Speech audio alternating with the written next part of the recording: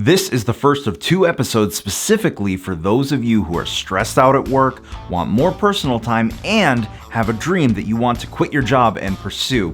In this first part, we're going to talk about how to deal with overwhelm from work. This is the Dr. K Show. I'm Dr. Karthik Ramanan. I help ambitious individuals end self-criticism with tools and strategies to create optimal everyday mental health. If you're new here and you need to silence that negative voice in your head to get out of your own way, I am here for you. I encourage you to subscribe right now. It's showtime!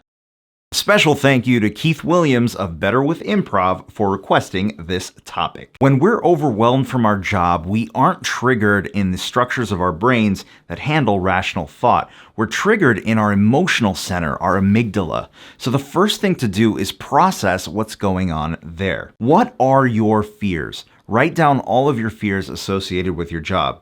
Is it your boss? Are you worried about the project you're working on or a client?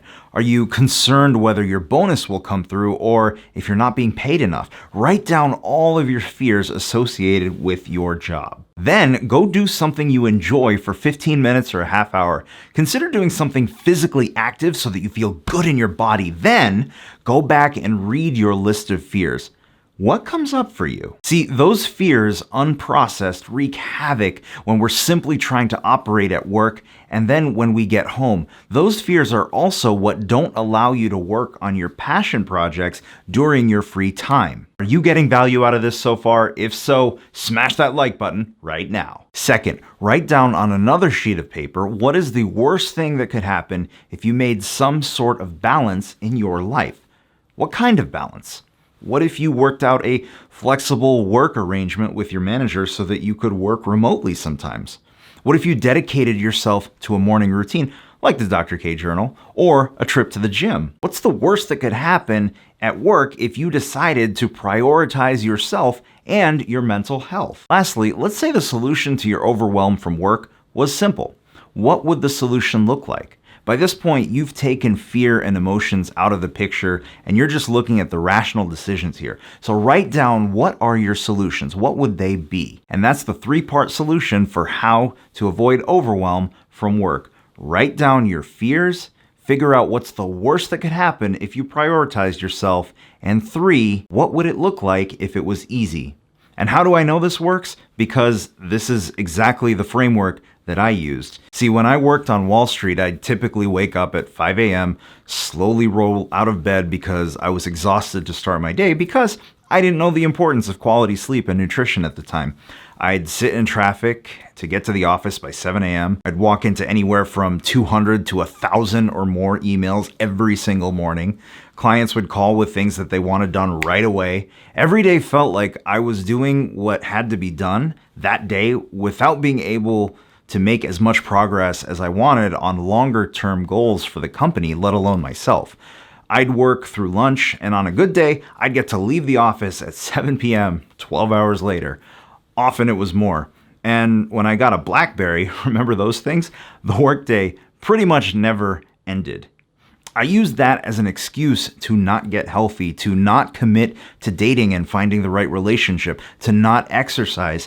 I said I was too tired to do what I wanted.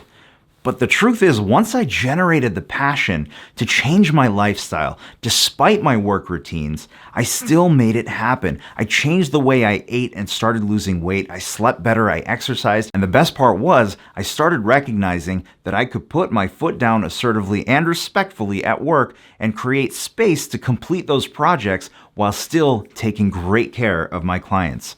When we take care of ourselves first, we make things happen at work. The overwhelm starts to diminish, and when the time is right, we make our escape plan. For me, that was going to medical school and becoming the Dr. K that you see today. Question of the day.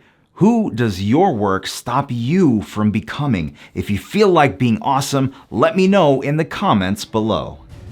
Work is overwhelming, I get it. You feel like you have to be at this job, in this career because it pays the bills, and how else is your family going to make it? Here's the truth, friend. If you didn't have that job, you would find a way to make ends meet. Maybe you'd find a different one, or a different way to take care of your family, or a different way that feeds your soul. We feel overwhelmed because our expectation is higher than our reality, and unless we are extremely clear with ourselves as to what those expectations are, we're always going to feel frustrated and overwhelmed. What if you made more realistic expectations for your job?